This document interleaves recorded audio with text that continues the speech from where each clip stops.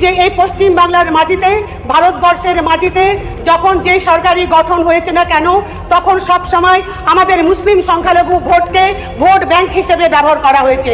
SIR নিয়ে একটু কথা বলতে চাই। এই রাজ্যপালের ভাষণে এসআইআর হয়ে যাওয়ার পরেও অনুপ্রবেশ এবং আমাদের যারা অনুপ্রবেশের মধ্য দিয়ে এবং এসআইআর এর মধ্য দিয়ে এখানে যারা উপযুক্ত নাগরিক সেটা সঠিক হয়ে যাওয়ার পরেও একজন গুরুত্বপূর্ণ মন্ত্রী তিনি বক্তব্য রাখেন যে নামাজ পড়তে গেলে বাংলাদেশে যেতে হবে। এটা আমাদের অন্তরে লেগেছে।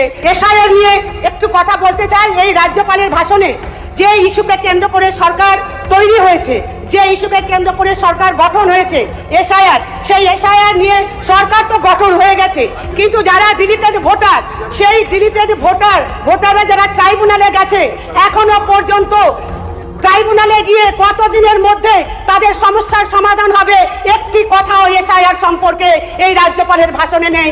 আমি কিন্তু এটা স্ট্রংলি আমি বিরোধ করছি। এই রাজ্যপালের ভাষণে একটা কথা উঠে এসেছে, ভয়হীন সরকার,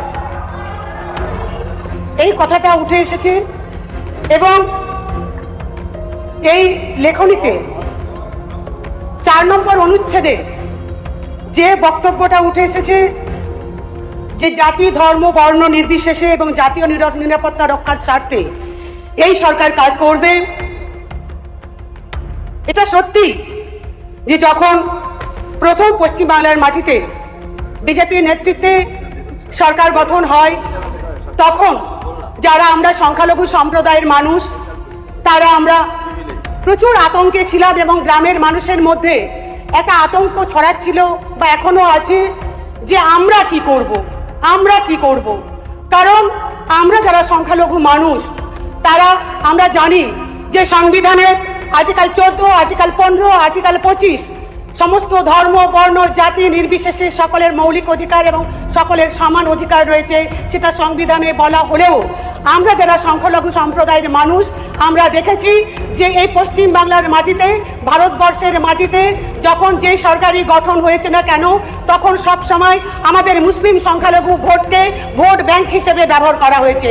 কেউ বলে আমরা মুসলিম ভোট নিয়ে আমরা সরকার গঠন করেছি, আবার কোন সরকার বলে যে আমরা মুসলমান ভোট বাদ দিয়ে আমরা সরকার গঠন করেছি। আমি একটু আপনাদের ইতিহাস বলতে চাই যে আজকে আমরা কারা।